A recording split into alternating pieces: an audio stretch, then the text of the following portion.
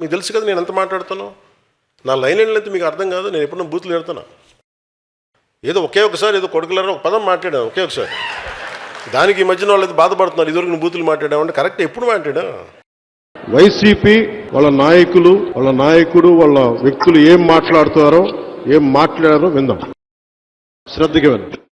పవన్ కళ్యాణ్ గారు ప్యాకేజ్ ఇస్తే వచ్చి మాట్లాడిపోతాడు. నలుగురు పిల్లలు కొత్త కారును మార్చినట్టుగా పిల్లాన్ని మారుస్తాడు. 4 ఏళ్లకు ఒకసారి 5 ఏళ్లకు ఒకసారి పిల్లాన్ని మారుస్తాడు. నేను కూడా చూశారు కదా జగన్మోహన్ రెడ్డి గారు తిడతారు. ఆయన తిట్టలేక కాదు తిరిగి నేను నాకు ఎవరి వ్యక్తిగత జీవితంలోకి నేను వెళ్ళను. దాన్ని నేను రాజకీయ లబ్ధి కోసం వాడను. అలాగే నేను ఎవరైనా సరే మీరు మాట్లాడేది పబ్లిక్ పాలసీ మీద మాట్లాడతాను. పబ్లిక్ పాలసీ మీద రెస్పాండ్ అయితే రెస్పాండ్ అవ్వండి. నేను తిరిగి చాలా అనగలను, చాలా బలంగా మాట్లాడగలను.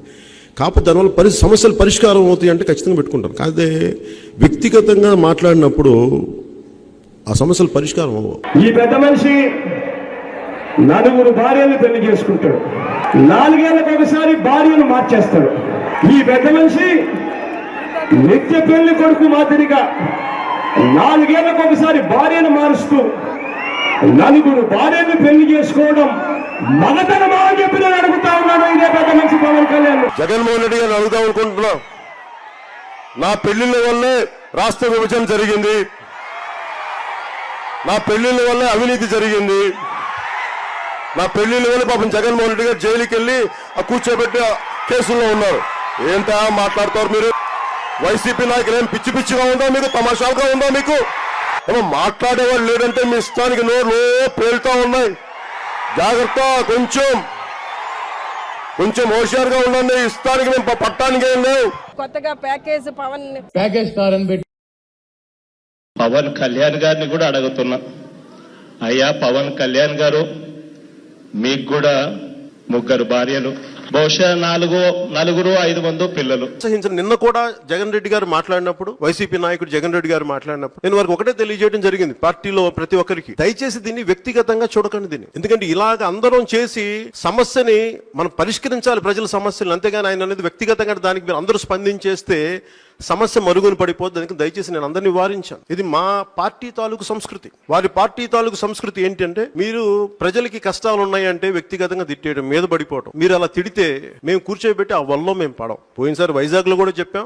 మీరు వ్యక్తిగతంగా ఎన్ని అన్నప్పటికీ మీరు భాషా సంస్కారాలని మర్చిపోయి ఎంత హీన స్థితిలో మాట్లాడినా మేము ఖచ్చితంగా మిమ్మల్ని పాలసీ విధానంలోనే మాట్లాడతాం, స్పందిస్తాం. మాట్లాడితే ప్రతిసారి 3 పెళ్ళిళ్ళు అంటే మీరు కూడా చేసుకోండి, ఎవడు కాదన్నాడు?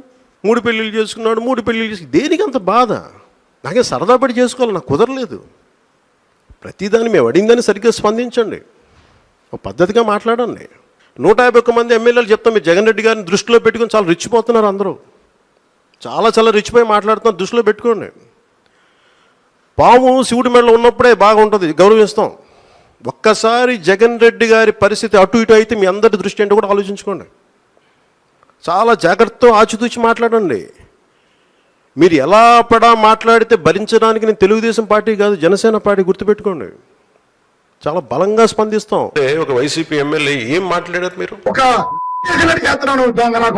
ఇక రాజకీయ పరిజ్ఞానం లేని మన పీకే తెలుసు కదా, మన పీకే అంటే మీ భాషలో పవన్ కళ్యాణ్ అవ్వచ్చు, నా భాషలో అయితే అంటే మీరు నోరు ఉన్నప్పుడు, మీ అధికారం ఉన్నప్పుడు మీరు ఇష్టానికి మాట్లాడేస్తారు.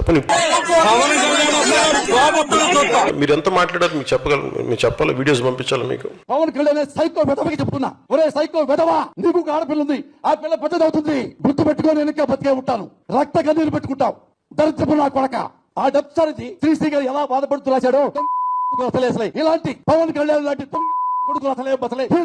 నువ్వు షూటింగ్కి వెళ్ళేటప్పుడు వెళ్ళంగానే నీ పెళ్ళాం నీ ఇంట్లో పని వాళ్ళతో అక్రమ సంబంధం పెట్టుకుంది అని ఎవరో చెప్పారు, నిజమా కాదా? ఆ బిడ్డలు నీకు పట్టలేదంట, పని వాళ్ళకే పుట్టారు. పవన్ కళ్యాణ్ ని, చిరంజీవిని నరికవతలు పడేసి, పవన్ కళ్యాణ్ గారు కోసుపండుకి నా కొడుకులు ముక్కలు నరికవతలు పడేసి, నా కొడుకు వచ్చినా ఆపడం తరం కాదు. వైజాగ్ వస్తున్నావు కదా, రా నా కొడుకు. తిట్టేసి ఒక 10-12 సంవత్సరాలు సడన్ గా మీకు రియలైజేషన్ వచ్చింది. ఈ రోజున మీరు 18 మందిని మీరు జైలు వేసి తొక్కి మమ్మల్ని రాత్రులు పగలు హింసించి ఇంకా మాకు 2.5 సంవత్సరాలు 3 సంవత్సరాలు మీరు హింస చూపించిన తర్వాత అప్పుడు చేయాల్సి వచ్చింది తప్పలా. సన్నాసులకు సమాధానం చెప్తాం. ప్యాకేజ్ అనే సన్నాసి నా కొడుకులు ఎవరు చెప్పి తీసుకొడతాను. ఒక్కొక్క వైసీపీ నా కొడుకుని చెప్తాను. తమాషాలుగా ఉందా కొడకల్లారా? ఇంకొకసారి ప్యాకేజీ గీకేజ్ అంటే చెప్పు తీసుకొని పళ్ళు రాళ్ళ కొడతాను కొడకల్లారా ఒక్కొక్కడికి చెప్తున్నాను. నా సహనం రా ఇంతకాలం మిమ్మల్ని రక్షించింది, నా సహనం. ఏరా మీ దగ్గర క్రిమినల్స్ ఉన్నారా, మీ దగ్గర రౌడీలు ఉన్నారా, మీ దగ్గర గుండాలు ఉన్నారా, మీ దగ్గర వంట చేత్తో వస్తాం, మెడ పిసికి తొక్కి కింద నొక్కేస్తాం కొడకల్లారా. మర్యాద ఇస్తాం రా మీకు. ఎప్పుడు దాకా మీరు మర్యాద నిలబెట్టుకునే వరకే. మాట్లాడితే 3 పెళ్లిళ్ళు చేసుకున్నాం అంటే ఒక్కరిని పెళ్లి చేసుకుని 30 స్టెప్నీలతో తిరిగే సన్నాసులున్నారా? మీకేంట్రా నేను చెప్పి ఎదవల్లారా. చొక్కా పట్టుకొని ఇళ్లలోంచి బయటకు వచ్చి లాక్ కొడతాం కొడకల్లారా. మీకు మంచి మర్యాద మట్టి మశానం పనిచేయదు ఇతని ఎదవలకి. శిక్షా ధర్మం కొడకల్లారా. మీకు ఇన్నిసార్లు తిట్టినా భరించే పోన్లే. రాజకీయం అంటే ఉండదు కదా.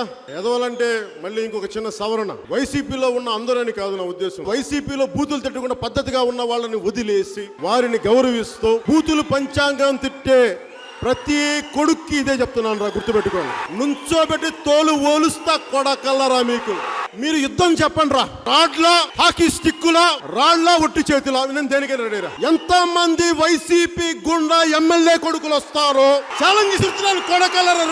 రెండు బయటికి కొడకల్లారా. తోలు తీస్తాను ఒక్కొక్క నా కొడుకు ఎక్కువ మాట్లాడితే. ఇప్పుడు ఇదాకా పవన్ కళ్యాణ్ తాలూకు మంచితనం చూశారు కొడకల్లారా. మీరు సహనం చూశారు, మీరు మంచితనం చూశారు, మీరు వాడి సహృదయత చూశారు మీరు. నేను కూడా నా రాజ్యాంగం, భారత రాజ్యాంగం కల్పించిన హక్కుని, భావ ప్రకటనని ఈ విధంగా నేను కూడా స్వేచ్ఛగా ప్రకటిస్తున్నాను. అప్పుడు కూర్చొని శాంతి వచ్చిన చెప్పండి, సంతోషం అండి, చాలా ఆనందంగా ఉందని మీరు తిట్టినందుగా చెప్తాం. అదే చేస్తాం.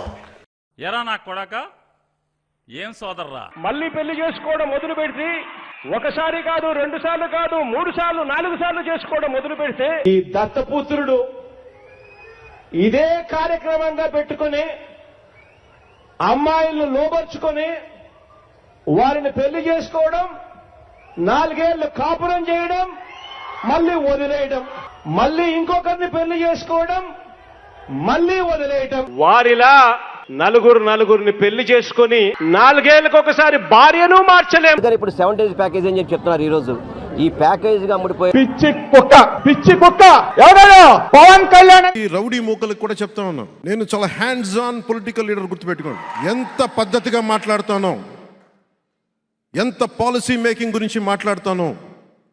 మీరు గొడవలకి సై అంటే దానికి రెండింతలు సై అని చెప్తాను. గుర్తుపెట్టు. చాలా పద్ధతిగా మాట్లాడతాం, చాలా దిగి మాట్లాడతాం, మర్యాద ఇచ్చి మాట్లాడతాం. నేను మర్చిపోయాం అనుకుంటున్నావా? పెళ్లి కాగానే 4 ఏళ్లకు ఒకసారి 5 ఏళ్లకు ఒకసారి కార్లు మార్చేసినట్టుగా భార్యలను వదిలేసి ఇప్పుడు నియోజకవర్గాల్ని కూడా అలా ఓకగా వదిలేస్తా ఉన్నావు. ఏం మనిషివయ్యా నువ్వు అని చెప్పి ఆయనను అడిగా. వాళ్ళు ఎవరితో నాకు కోపాలు ఉండవు వాళ్ళ మీద. కాకపోతే ఏముండదు, వాళ్ళ విధి విధానాల మీద నాకు విసుగుంటుంది. నేను ఏదైనా పాలసీ గురించి మాట్లాడుతున్నప్పుడు వ్యక్తిగత జీవితాలని హననం చేయటం, పర్సనల్గా అటాక్లు చేయటం, దీనివల్ల ఏమైపోద్దంటే ఒకసారి నేను గట్టిగా ఉండమని చెప్తాను. అదే మెత్తగా ఉండాలి, కానీ మరీ ఇంకా మౌనంగా ఉన్నా ఒకసారి ఏమైతే వాళ్ళకి పేటరేగిపోతూ ఉంటారు. ఒకసారి మనం కూడా కొన్నిసార్లు కొన్ని సందర్భాల్లో చాలా ధీటుగా సమాధానం చెప్పాల్సిన అవసరం ఉంది. ఎదుటి వ్యక్తి మాట్లాడే విధానాన్ని బట్టి మనం కూడా చెప్పాల్సి వస్తుంది. అదే ఇష్టం వచ్చినట్టు గీత దాటే కూడా అదే చెప్పేది అదే కదా. గీత దాటం అంటే మళ్ళీ మనం వైసీపీలో అయిపోతాం, మళ్ళీ మనల్ని అసహించుకుంటే అల్ల కాదు నేను చెప్పేది. ఎవడికి ఎంత శిక్ష పడాలో అది అందరూ ఆనందించి కరెక్ట్గా మాట్లాడాడు అనిపిస్తుంది. అంటే శిక్ష వేస్తే ఎలా ఉండాలి అంటే మాట మాట్లాడితే ఎలా తూకం వేసినట్టు ఉండాలి. అంటే ఒక అక్షరం మొక్క ఎక్కువ ఉండకూడదు, ఒక అక్షరం మొక్క తక్కువ ఉండకూడదు, కరెక్ట్ కొట్టడం అని. పాలసీ ప్రకారం మీరు ఖచ్చితంగా విమర్శించండి, మేము కరెక్ట్ చేసుకుంటాం. మీరు మమ్మల్ని విమర్శిస్తే మీరు ఏ తప్పులు చెప్తున్నారో పాలసీలు అవి కరెక్ట్ చేసుకొని నెక్స్ట్ టైం మేము రావడానికి ప్రయత్నం అదే కదా చేస్తాం. మేము తప్పులు చెప్పాలి, మాకు తప్పులు చేస్తే మా తప్పులు సరిదిద్దుకుంటాం. అలా కాకుండా మీరు కూర్చోబెట్టి మీరు ఇష్టానికి తిట్టేస్తున్నాం ఇది అని అంటే అది సబబు అనిపించుకోదండి. వైసీపీ నాయకులందరికీ చెప్తున్నాను.